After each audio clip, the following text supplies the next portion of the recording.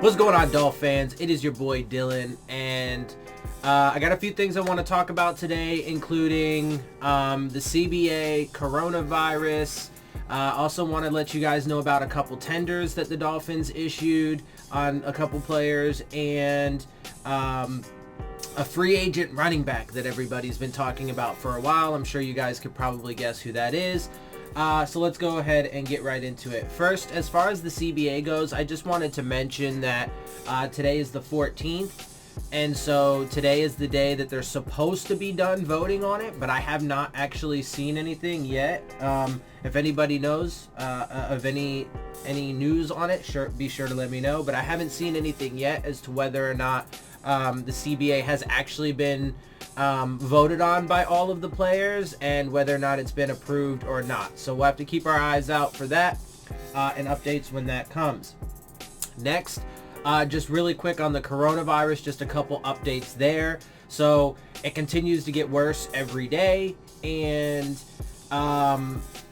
as of yesterday, the new league year was not going to be pushed back at all, which is supposed to be on March 18th, and that's when free agency opens, etc., etc. So that's 4 days from now. There were going to be no major substantial changes to the draft as of yesterday. They did talk about potentially maybe, canceling the crowd, right? The live crowd, and et cetera, like a lot of things have done over the past week and so on and so forth, a lot of, events. So that's an option. But it also depends on how the course of the coronavirus goes and how it continues. The deaths seem to be racking up. The cases seem to be racking up, not just in America, but across the world. And so, the World Health Organization designated a pandemic, et cetera, et cetera. So we have to keep our eyes on that and see what ends up happening. But as of today, it looks like the idea of the new league year being pushed back is even more alive. And considering the fact that I expect it to get worse and worse, it's very substantial that the new league year will actually end up getting pushed back. So in other words, the 2020 season might not be starting on time, which means free agency will get pushed back. The draft could get, postponed. Who knows? All kinds of, or they might just have to try and cram it all into a very short period of time. Teams, when talking about free agents, and we'll get into one in a minute, that's linked to the Dolphins. Actually, there's two free agents that I'll talk about that are linked to the Dolphins. Anyway, but they got to do physicals, they got to meet with the teams, they got to hammer out contracts, all kinds of stuff that needs to happen that can't happen because of how everything is shut down right now due to this coronavirus. So we have been talking for quite some time now, or at least I have. I don't know that I've heard anyone again, to be fair, I don't watch all of the mainstream media, and I don't watch all of the content from other YouTube creators, but it doesn't seem to me, because I do get my constant feeds and everything, and even in the talk about the CBA, it doesn't seem as if, anybody really recognizes that there is a legitimate chance that the league could be shut down next year in 2021 due to that. Whether it be a lockout because there was no agreement, or because there was a player strike and, because they didn't like what's in the agreement, etc. So that's still a substantial possibility on the table for next season. But now, as it looks like this season could even be, severely hampered due to this outbreak of the coronavirus. So that is a major storyline that we will obviously be following going forward as it develops. All right, so now let's get into some of the more direct Dolphins news, and that is, I mentioned there were a couple tenders given out. So this is from multiple sources. Joe Shad, Vince Beagle, who has been tendered on 1-year deal by the Miami Dolphins, led the team with 13 quarterback hits in 2019. He also tied for the team lead in tackles for loss. Coaches cite Beagle's relentless effort. Let's also note, though, Cameron Wolfe, Barry Jackson, Tom Pelissero, all these guys said the same thing. Some of these guys threw in, though, that Matt Hawk, the punter, was also tendered. And let's see, Tom Pellisario, the tender is worth $2.132 million. So that's it. And so tenders, now they're just essentially 1-year contracts, but they're not guaranteed to be that, right? So essentially tenders only really guarantee that they'll be in for like training camp and so on and so forth, because they could end up getting cut, somewhere along the way. However, if they do make it to the season and make it on the roster, then that's their contract. They are on the 1-year tender, which is $2.132 million, and that would be their cap charge and so on and so forth. Now, just real quick in talking about those two guys, I would expect Matt Hawk to be there. He's been our punter for the past couple years now or whatever, and unless they,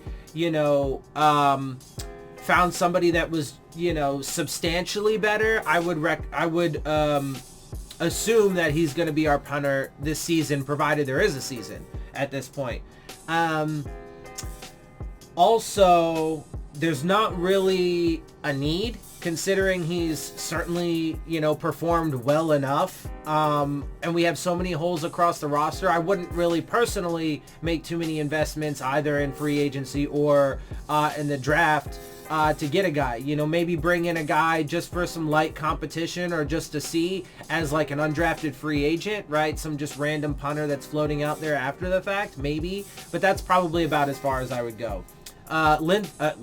Vince Beagle, talk about him for a quick second. So obviously this entire team is massively devoid of talent, of leadership, proven production, experience, all those things because of how they've purged it. And in fact, with Daniel Kilgore and Rashad Jones now being no longer on the team or expected not to be on the team after the new league year starts, whenever that may be, they get younger, they get less experienced and less proven, right? So overall, the team has been hurt and is less good than they were last year already.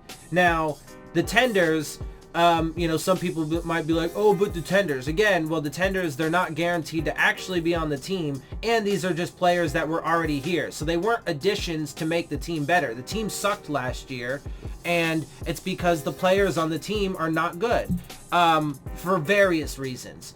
And of course, there were injuries that caused problems too, but they systematically made this team bad, right? So anyway, but Vince Beagle, he was certainly one of the bright spots on the team.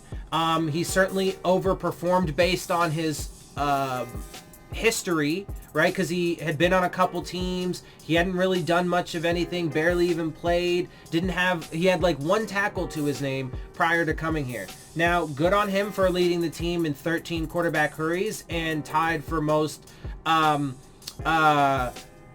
for loss. But the rest of the context is that's not very many. 13 isn't very many. We were like the worst in the league in sacks last year. So he was the best on a bad team, right? It's important to have that context. And so could he be something? Yeah.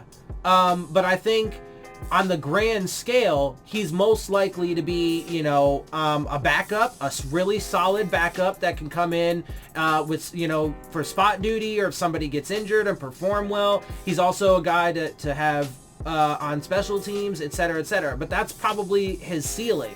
I don't see him as being a guy that's going to, really like break through and be a star going forward, right? In fact, a lot of people have compared him to Kyle Van Noy, who actually is one of the free agents that I did want to talk about.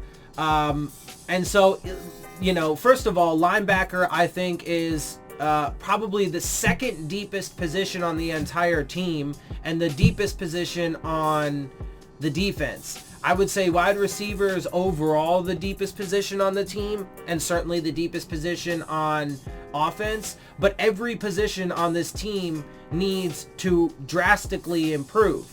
Wide receiver is one of those is probably the only position group that I would say, though, that they don't really need to bring anybody in because they've got tons of guys already. They've got like 10 wide receivers, and a lot of them have potential. There's, big body guys like Devontae Parker and Preston Williams, and then there's speed guys like Grant and Wilson and so on and so forth. So that's actually like the one spot on the entire team that I would say just doesn't really need any priority. It's like the least prioritized. And, I wouldn't care if they brought in anybody, because I think that who they have is fine going forward, and they really need to invest in the rest of the team. Linebacker, I still do think that they need some help, although it is one of the deepest, like I said, personally, I think it's the second deepest position group on the roster. But if they were to bring in a guy like Kyle Van Noy, he would likely jump ahead of a guy like Vince Beagle on the depth chart. So real quick, heading into free agency flush with cap space, the Miami Dolphins have the money to make bold moves as they attempt to improve a roster that finishes 5-11 last season. Per ESPN's Cameron Wolf, linebacker Kyle Van Noy is one option the Dolphins are expected to have interest in this offseason. Wolf noted the Dolphins could have in excess of $100 million in cap space available when the new league year begins on March 18th, which is actually under question at this time, as we talked about a minute ago. Despite that much room to maneuver, Wolf doesn't expect the Dolphins to go big fish shopping because they want to be more selective in free agency. Pause.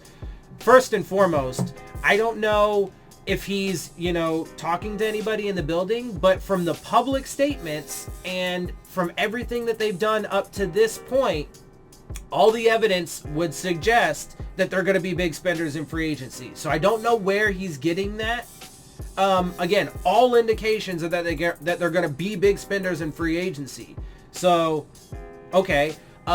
Most notably, Chris Grier said it. He said it. He said that they are going to be very active in free agency. Okay, so we'll see.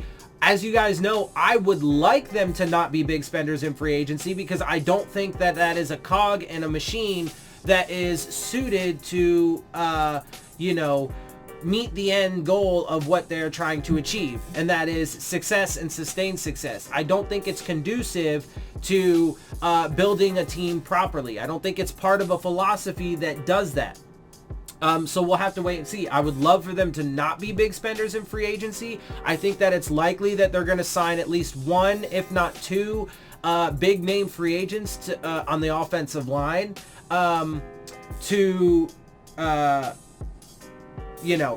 to help shore it up. And then I think maybe they might take a running back, but it's going to cut through the cap space, right? They're going to blow through the cap space if they do that. And then I think linebacker is the other place that they might do it, or defensive line really is where I would think. But Kyle Van Noy has some pass rushing ability, etc. So it could be kind of in that same vein, right? And those are the areas where I would expect them to be big spenders in free agency, and where I think that they are going to be big spenders in free agency. So we'll have to wait going forward and see what tactics they actually employ.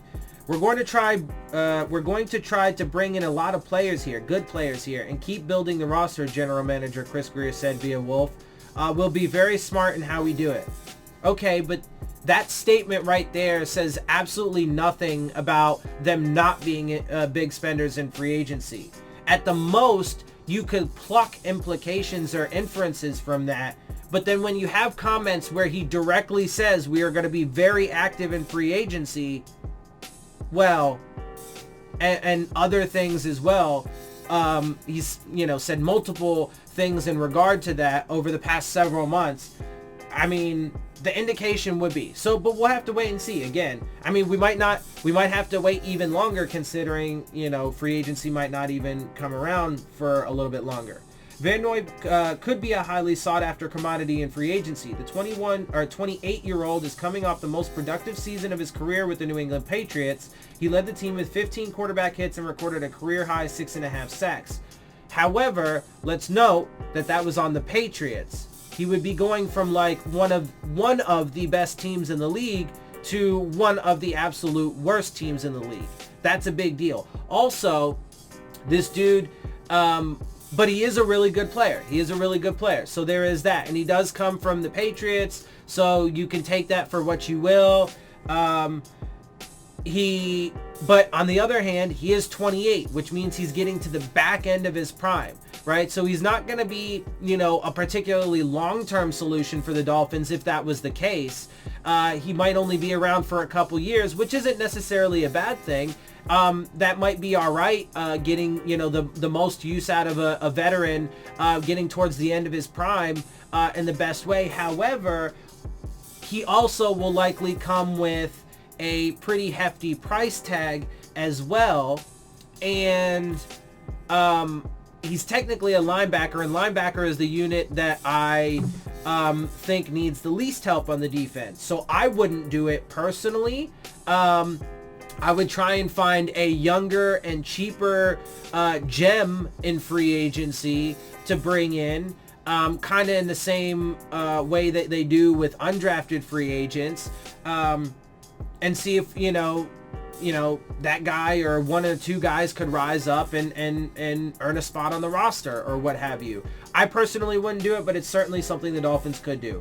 One reason the Dolphins don't need to be aggressive in free agency to improve is because all of the draft capital they possess. They have an NFL high 14 selections in the 2020 draft. By the way, I was mistaken. They do have 14 selections. I was wrong before. I thought they had 10 prior to the compensatory picks. They received 2 compensatories. They had 12 prior to. I was mistaken there. They have 14. Including 3 in the first round and 6 in the first 70 picks, which is true. And ideally, again, the way I would want to see them do this is either stay pat, don't move up at all, or move back. If you're going to do any trades at all, move down and accrue more capital so you have more options, more chances. That way also you don't have to be chasing guys, etc., etc., etc., blah, blah, blah. And then I would want to see them supplement in free agency, build through the draft, supplement in free agency, don't be big spenders, don't blow through the cap space, don't go chasing guys. But I think what's more likely, and if free agency eventually does open, when it does open, it will be notable, because if they are big spenders, particularly on the offensive line, then what that will indicate is that then they are, that will be further indication, even though there's been a ton of it up to this point that this is what they're going to do, but that will be further indication, and almost the defining indication, or the definitive, indication that they are going to then move up in the draft. Because if they do take a guy like Jack Conklin or Joe Tooney or whatever, or both of those guys, and, pay them big contracts to come play on our offensive line next season, then, I mean, literally, I can't imagine them then, not moving up to go get a quarterback. But we'll have to wait and see. Again, a lot of this is just not written in stone. All of this is just very, very speculative at this point, because none of it's actually happened. We can speculate based off of the data that we have, and that's why my conclusions are what they are, because of the data that is out there. The purge that they did last year, clearing the roster and accruing all the cap space and the draft capital, etc., blah, blah, blah, blah, blah. All of the Chris Greer saying they're going to be super active in free agency. All these things lead you to believe that they're going to be big spenders in free agency, think that that's how they're going to solve the offensive line problems, potentially the running back problem, potentially, pass rush problem with a guy like Kyle Van Noy. And they're going to then, and they're going to do it. They're going to try and fix the problem, not just by blowing through the cap space, but then taking guys in free agency that, while are proven guys, are in the mid to back end of their primes, and then they're going to neglect building in the draft, and then subsequently end up giving away substantial capital to move up and chase a quarterback who may or may not ever, even become a thing. Right, especially if the offensive line doesn't hold up and he just gets battered, etc., etc. So we'll see how that plays out. If Van Noy fits into a price range that Miami is comfortable with, he would fit in nicely on a defense that didn't have any player finish for more than 5 sacks in 2019. And so on paper, he would be an instant upgrade, but that doesn't necessarily mean that he's going to perform well. Maybe he gets hurt next year. There's a lot of factors that go into that. And he says in this, if he fits into the price range Miami is comfortable with, but the price range that they're comfortable with could be overpaying it.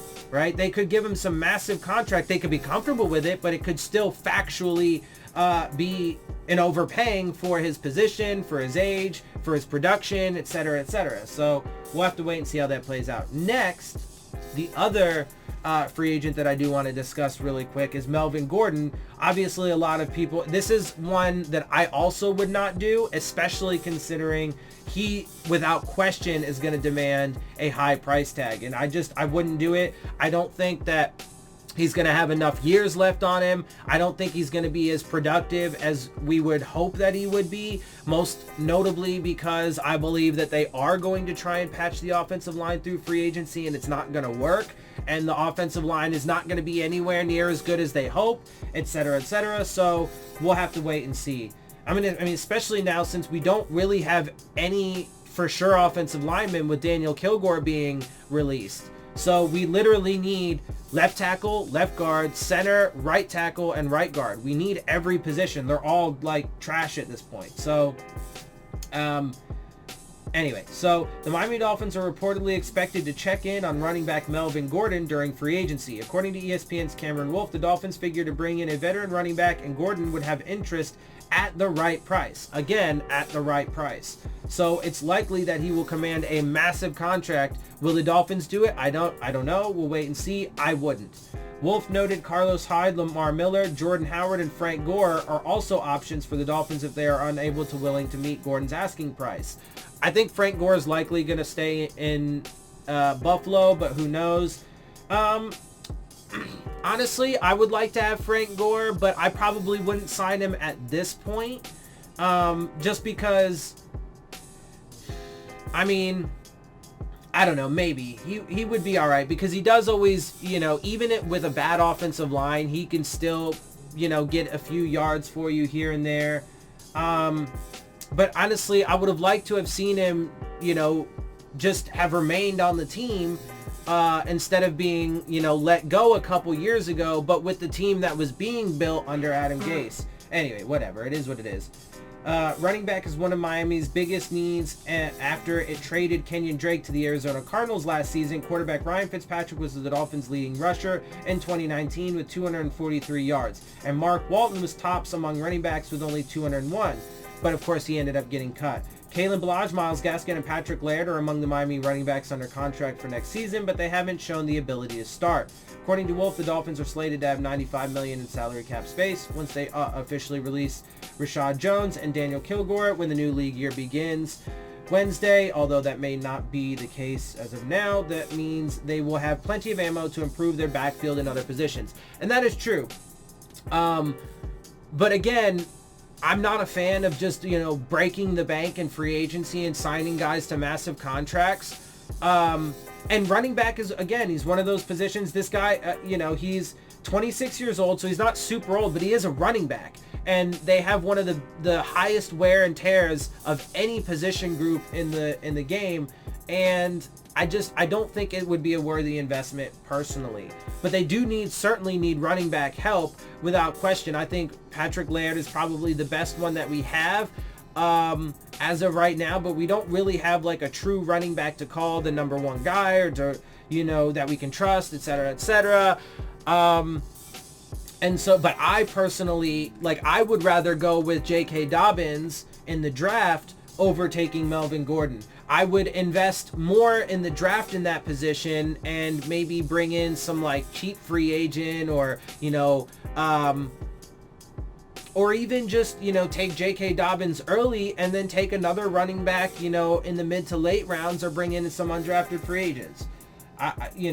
And of course, the rest of the free agents that are going to be available, they obviously should do their due diligence, comb through. When I did my position breakdowns of the team as it stands and talked about free agency, I said that, my whole philosophy for free agency is when you look at the list of free agents that are at any given position. So in this case, let's take running back. So when you look at the list of free agents, you're going to have guys like Derrick Henry and Melvin Gordon at the very top who are going to demand massive price tags. They're great running backs, absolutely, but they are in the middle to back end of their prime at a position that takes a ton of wear and tear and isn't going to have isn't going to be guaranteed a offensive line to run behind this next season if they're on the Dolphins. Et cetera, et cetera, et cetera. Big price tag, middle to late end of their prime, all that stuff, right? So I would not go with the guys at the top of the list there, right? My focus would be somewhere in the middle of the list generally, because in the middle list of the free agent list for any given position is where you're generally going to find the best production and mixed with the lowest price tags. However, you can also go down to the bottom of the list where you get the cheapest guys that, you know, maybe just because of depth reasons, they haven't really, you know, on whatever team that they're on, maybe they haven't risen up, they haven't, you know, been shown to the world to you know, prove that they can be a star. Maybe you can find a gem and he comes really cheap.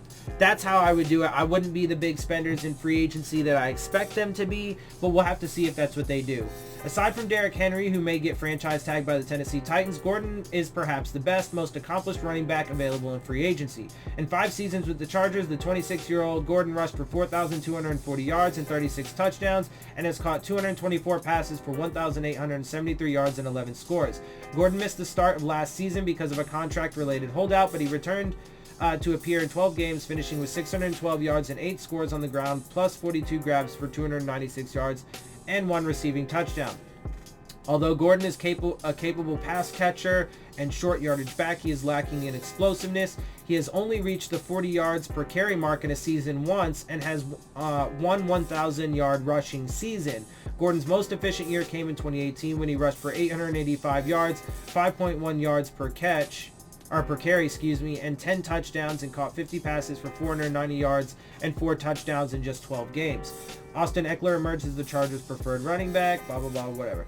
Miami could be a good fit for Gordon, but since the Dolphins have so many other needs, the team may not be willing to break the bank for him. Again, I wouldn't. We'll see if they do that or not. I certainly wouldn't. The Dolphins also have 3 first-round picks in the 2020 NFL Draft, which means they will likely be able to take the running back of their choice, whether it's Georgia's DeAndre Swift, Wisconsin's Jonathan Taylor, Ohio State's J.K. Dobbins, or LSU's Clyde Edwards-Helaire. And so that's the route that I would go. I certainly would not break the bank for any of these players. Like I said, I am not a fan of big spending in free agency. I think, in fact, I want to see free agency gone. I think that they should get rid of it. I think it was a terrible idea. I think it just helped to deepen the cutthroat, money-craven nature of the NFL, and I think it's a total disaster, and I would like to see it gone altogether. And so you build through the draft, and that's what I would like to see them do.